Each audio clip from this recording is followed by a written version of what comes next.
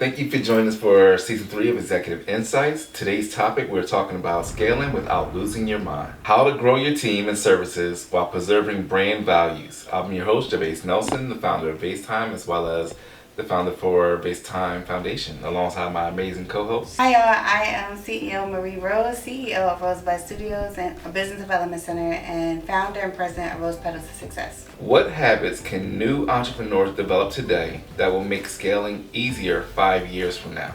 Discipline, learning how to have structure, communication. I think I'm just gonna touch all of it. So cause pull them all together. Yeah, because you have to be able to communicate. If you don't know how to communicate, even what your ask is, or your business, or who you are, those communication skills of learning how to listen more than you talk, you're not getting anywhere. Sure. Because you can have all of the things, but when you show up to a person, that's going to seal the deal. Or you show up to a pitch, or you show up to a meeting, that's going to seal the deal, but you have to have communication skills to do that. So I'm going to roll with communication. I would say to grow it from day one, from an aspiring entrepreneur standpoint, don't create a job for yourself. Yeah. Try to create a company from day one. A lot of times I think a lot of people get into business to make money for themselves from day one. Yeah. And it's really hard on the back end to go from going from my job where I wear all the hats to now expand and grow into a business down the line 5 years from now. So if you can come into it with the mindset of I'm starting a company and not a job or self-entrepreneur or a solopreneur or anything like that, it can help you in the long term. And document everything. Yeah. Create your SOPs from day one. Like write down why are you making that book? Why are you doing the mail slots on Tuesday and Friday? Why are you doing your drop-offs why are you running your books on Friday? And you create that stuff on day one, so when you go to hire the extra person later on down the line, it can help you scale a lot faster, because day one you can have somebody in place that knows Monday we do the books, Friday we do the drop-offs at this time, and this is why we do it, and you can delegate that position and task a lot smoother and faster. Yeah. So what is one responsibility you should delegate but still haven't? It must have been on my mind about the bookkeeping, because that's probably why I literally just answered that from experience. Bookkeeping. I obsess with my numbers. It can be very, very, very time consuming. It's just one of those things where I look at it like a snapshot of my business, but I need to look at it more so like this is taking a lot of my time, and I need to delegate it to someone else who can do it effectively and report back to me what it is that I'm looking for, and I have to be able to trust that person to run the reports that I need them to run so that I can get the information I need. And I haven't been able to let go of that, because people can do the bookkeeping, but they're not really good about getting me the reports and the specific numbers that I want. So if it's one thing that I think I should definitely let go of, it is the bookkeeping. I'm going to say grant writing. And the reason is I need to pick that one up. because I need to delegate it to a professional who knows how to do that. They know how to get the grants. They know where to find a specific one. Some people are just known to know where the money is and what applies to your business.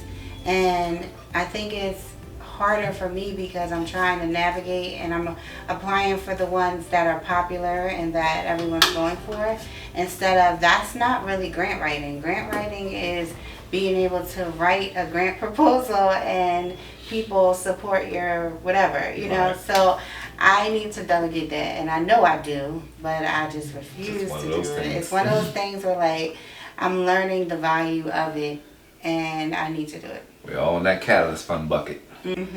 Many owners say they cannot find good people. Is the real issue talent, or the systems used to recruit, train, and retrain talent? This is an ongoing issue.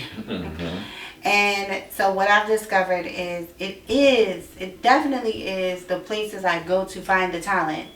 I want to go to people that I know. I've been through the different phases of it, right? So hire the people that you know because they know you and they know how to help you in your business. That never works out. It works out to an extent. And then hire somebody who refers the person. That does not work out. That doesn't work out either. That's not it either. You need to hire by the skill. That is what I've learned. I'm sticking to it. The other ways is easier. I'm not looking for the easier road no more because it's not easier. No. It works for a good 6 months, and then you back to drawing board, and it actually stresses you out that you back in it in 6 months. Hire by skill, not by whatever else connection you decided to go with. Just to piggyback on it a little bit, I'm sitting there, that's why I was nodding when you were saying it. For me, it's a lot of people when they scale, they try to fill positions and titles, they create positions, the director of this, the marketer of that, the operations of this, and it's like, I think a lot of people get under the umbrella of what success looks like, and they try to hire a staff of 100 people. Like, my company's growing, I got a staff of 100 people.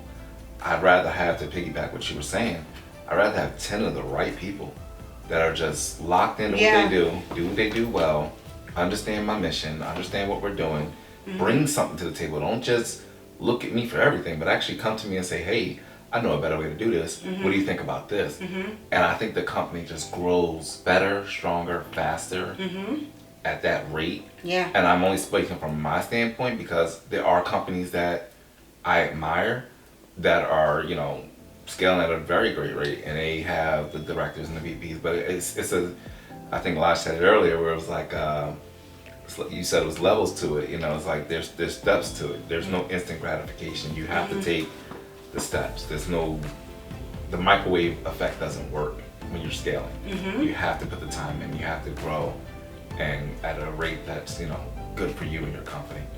So. All right, so we have our personal insight question. What is the one area of your business that would immediately improve if you trusted your team more? It's like we're in a moment right now. This is getting personal. I know, right? No knock to the team. Love you guys. Sales. We talked about the contracts, and you got to get out there and get the contracts. You got to network. You got to do those things. But I know it will grow better and faster if it took so long to get the reputation that I have. It took so long to become the face of my organization, the face of my company. To put that into somebody else, I need a replica of me to do it my way. And that sounds probably real arrogant, kind of almost, but I need someone that's going to do what I do, but better. And if I can get everybody up to speed to make that happen, I think my company can really skyrocket even more than what it is right now. I'm wanting the same thing, and I really wanted to find a different answer, but I can't, because I have given that trust like a little bit. Like, I give little things to my team to do, to like even like content or marketing. I've done that, and I pull it back. Yep. Because it's not, you're doing it, but you're not doing it enough. You're not doing it the right way. I don't want you to spam people. I want to seal the deal. The number of contacts you make doesn't matter to me. Nope. The number of successful contacts you make is what matters. So that's the same. The sales for me is where I really need to, it was skyrocket if I had the team, trusted the team to push it like me. Would you rather hire slowly or hire quickly? Slowly. And why is that? That was straight. That was just something that was dropped. Simple. Oh, that's it. Yeah, well, I had to explain. Well, we just talked about it, because if I hire quickly, I'm hiring for the person and not the skill. They need to prove the skill that they can do the work, so I need to hire slowly. Second question is system first or people first? System first. I kind of said it earlier. If you can hire people all day, but if they don't know how to operate it and do it correctly, then they're doomed to fail. And you can have the most talented person in the world.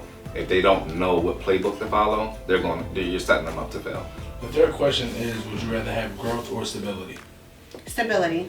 Stability, because that gives me a benchmark. It gives me systems. It gives me consistency.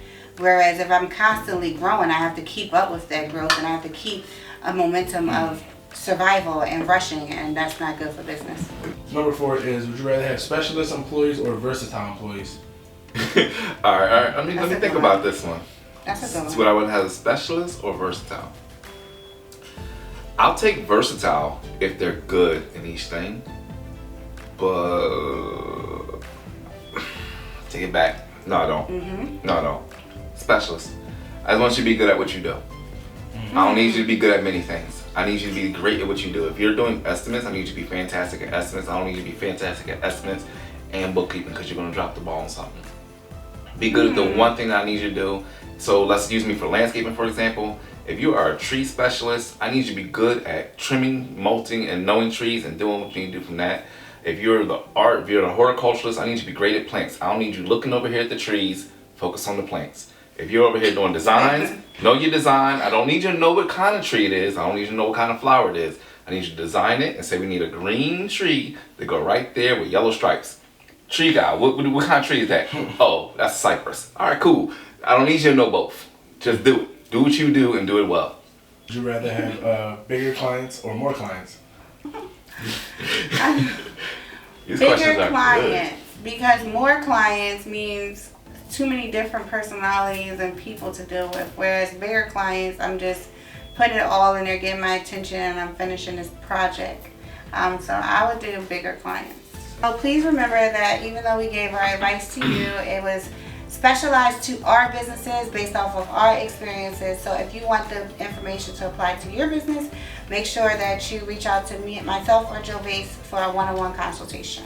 So today we talked about scaling, where every entrepreneur starts by building a business. Eventually the business starts to build a life for that entrepreneur. As your company grows and your business and systems, you create freedom, or simply just to get a larger vision of your current workload. Growth should increase impact, not anxiety. That's the main thing right there.